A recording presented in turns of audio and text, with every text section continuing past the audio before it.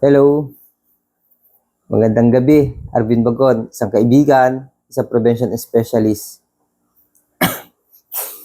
Sino po sa inyo yung nakapanood ng vlog na nagawa ko 3 years ago na siguro yung nakakaraan, yung bahid ng dugo sa dumi, huwag nating ikabahala.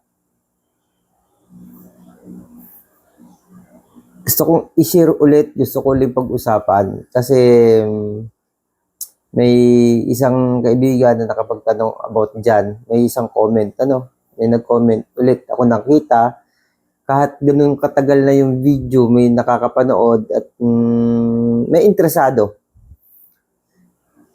Kung hindi ko nalilimutan yung mga sinabi ko doon, agad-agad ako nagpagamot. Nung oras na nakita ko na meron akong bahid ng dugo sa dumi, natakot ako, nagpagamot agad ako. Ang nakalagay ko dun sa vlog, ang sinabi ko sa vlog ay huwag ikabahala. Kasi yung pagpapagamot na ginawa ko, masinsinan talaga. Talagang ginastusan ko para makasigurado ako na wala namang masamang problema sa aking kalusugan. May mga video ako na may nabanggit na about sa GERD na kasi nung una questionable yung dugo, no? Normal, walang problema, walang nakitang problema. Nagpa whole abdomen CT scan ako. Nagpa endoscopy ulit ako, wala nakita. Nagpa whole abdomen ultrasound ako, wala nakitang bukol, na baka meron kasi sariwa yung dugo na nakikita natin. Maraming comment yung video na yan. At kung hindi ako nagkakamali, yan din yung pinakamataas na views ko. Hindi ako nagkakamali, nasa 20,000 siguro na may nakapanood. After a year, inulit ko yung video na to. Pinag-usapan ulit ito. Tapos, ngayon na lang ulit. After 3 years, 1, 2, yan, ganun. After 3 years, ngayon ulit. Kasi nauso yung AI. Nagkaroon ako ng idea kasi may nababasa nga akong mga comment pa rin, di ba nakakwento ko about sa AI na lahat pwede mong itanong. Nagtanong ako about doon sa karanasan ko. Actually, ang pinag-uusapan natin dito ay aking karanasan, Ito ay may kaparehas na kondisyon sa iba. Tulad, baka ikaw, may ganito ka rin kondisyon, nararapat siguro na mapanood mo ito. By the way, mga kaibigan, isang lambing lang ng inyong abang lingkod. Kung hindi ka pa nakakapag-subscribe dito sa channel, pakipindot muna yung subscribe button. Tapos, question, pwede kayo mag-comment, pwede kayo magtanong. Pwede nyo rin akong tanungin sa aking Facebook, sa aking Messenger, Arvin Bagon. Tapos, kung yung mga video ko o itong video ko na pinapanood mo ay gusto mo yung topic, pwede mong i-share para at least mas marami yung makapanood, mas marami yung matulungan ko kasi advocacy ako po ito. Okay? Bahagaling makulay dito sa silangan. Gaganda mo'y gusto kong makamtan. Kailan ka masasala at makapitan? Pangarap ko ika'y aking mahagan. Paraiso dito sa aking kapaligiran. Bebe at lantian, magandang masta. Yun po, nasabi ko na wag nating ikatakot. Marami yung mga kondisyon na hindi ito pala problema. Although, hindi natin inaalis na kaya nga tayo natatakot, may sometimes na may malaking problema yung pagkaroon ng dugo sa dumi. Ano ba yung nasa isipan ko kung bakit nagpagamot agad ako nung makita ko, na malaman ko. Gusto ko malaman, makita ko na may dugo ako sa dumi at gusto ko malaman kung saan nanggagaling, kung ano ito. Yun naman tayo lahat, Dangan nga lang at tayong iba, hindi makapagpagamot dahil unang-una, kinakapos sa pinansyal. Pero kung tutuusin, wag nating tipidin maigi. Kahit doon sa umpisa pa lang, makita na natin kung ano yung problema. Kasi kung titipidin mo yan, mas malaki yung gastos sa bandang huli kasi hindi naman maaaring hindi ka gastusan.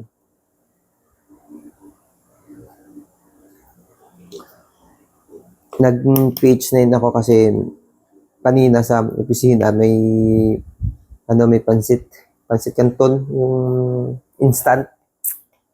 Napaibig din ako, nakikain din ako, tsaka tinapay. Yung tawag dito, palibhasam na edad, tinapay ang tawag ko. Donut, Dunkin, ang tamis. Nakaka ko ng taste na acid na dahil sa matamis. Actually, hindi naman nagtutuloy. Ganyan lang. Minsan, makakaramdam ka yung reaction. Sabi ko naman sa inyo, chronic ang GERD, magaling na tayo, pero once na sunod-sunod yung mga nagiging trigger na ginagawa natin sa sarili natin, magre-react yung katawan. At kung magre-react yung katawan, gawa natin agad ng intervention. May kaugnayan din ito sa sa pag-uusapan natin. Yun nga, nag-search ako sa AI. Sabi ni AI, ang daming ilan yung AI platform na aking dinownload. Lahat tinanong ko. Ang tanong ko kasi, ayon sa aking karanasan, kung paano ko nararanasan, kung kailan ko nararanasan yung pagkakaroon ng dugo sa dumi. Actually, mga kaibigan, sa inyo, baka parehas ang kondisyon natin, Noon pa, ganun yung nangyayari sa akin. Nakakaranas ako ng acid reflux, nakakaranas ako ng acid reflux. At pagkatapos noon, ilang araw, halimbawa, inatake ako ngayon. Di ba yung acid reflux natin kapag may GERD ka, tuloy-tuloy, mahirap tanggalin, Pag ilang araw, sabihin natin isang linggo, pero mga 3 araw, 2 araw na mataas talaga yung acid, ang nagiging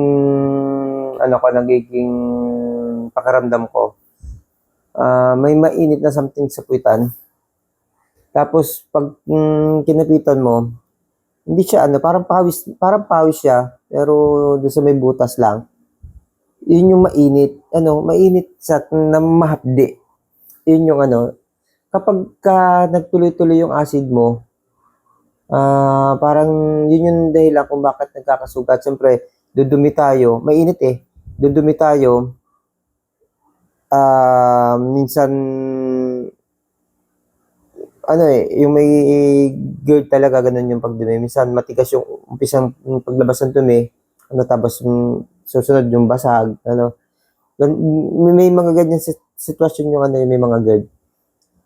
Yun, dahil mainit siya, may reaction yun do sa, dahil manipis yung balat, yung loob ng puwet natin, manipis yun, yung daanan ng dumi. Para siyang napapaso, pakiramdam naman natin yung init eh. Lalambot yung lining. Kapag nadaanan ng matigas na dumi, nagkakaroon ng gasgas. Kapag nagkaroon ng gasgas, yun yung dahilan ng pagdugo. Ito karanasan ko lang ha. Kasi nga, nagpa-check up agad ako noon, may mga treatment na ginawa sa akin, wala nakita, kahit laki-laki ng ginastos ko, walang nakita, normal, thanks God. Pero hindi may paliwanag kung saan bakit nagkaroon. Questionable. Nangyari na lang na habang tumatagal, doon ko natutuklasan na doon nang gagaling. Ngayon, doon kay AI, nagtanong ako,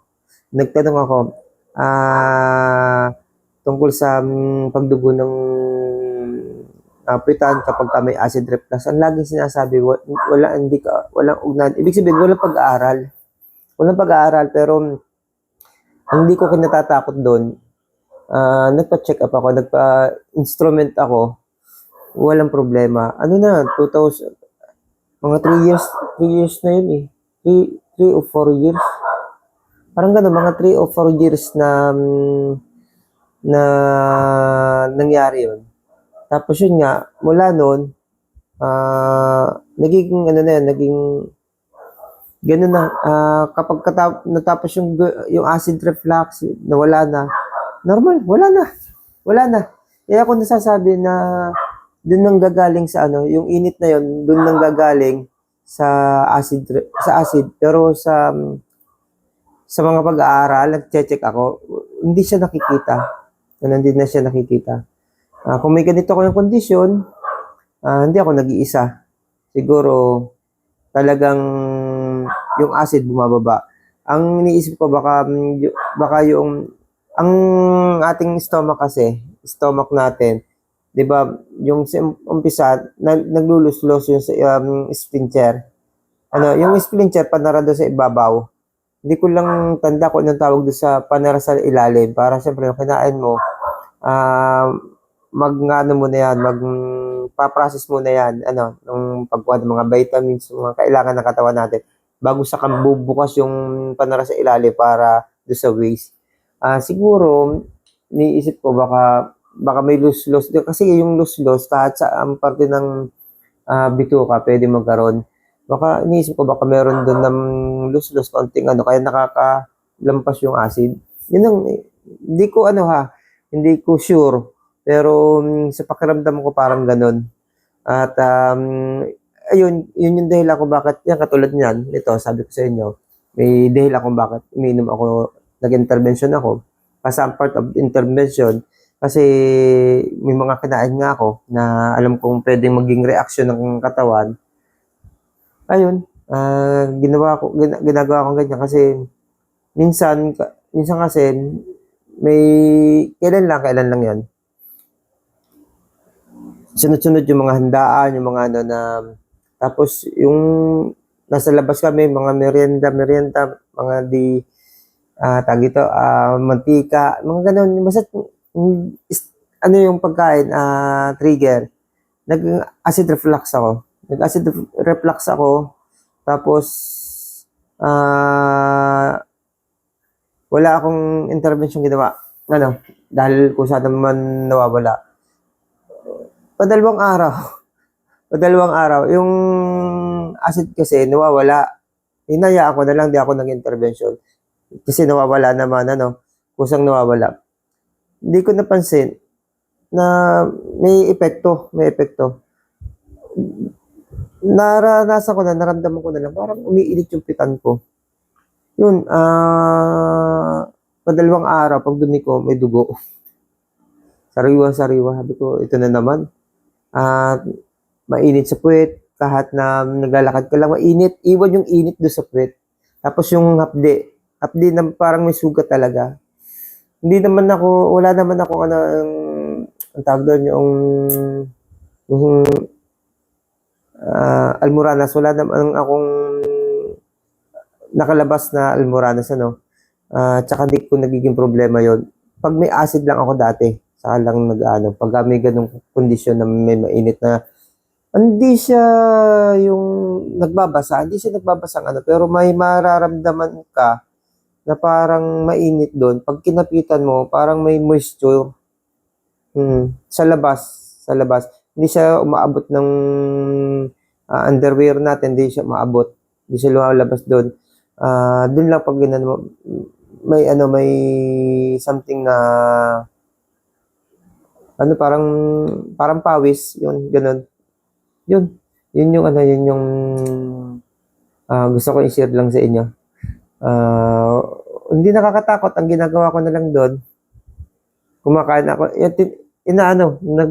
ayoko magka-acid, ayoko magkaroon ng reaction ng katawan ko ng acid. Kasi nga pagka busy minsan wala akong nakahandang pang intervention, at kahit yung simpleng tubig wala ako dito, tapos busy ako, hindi ko napapabayaan ako na hindi ko agad nasusolusyonan yung bukas pagka kasi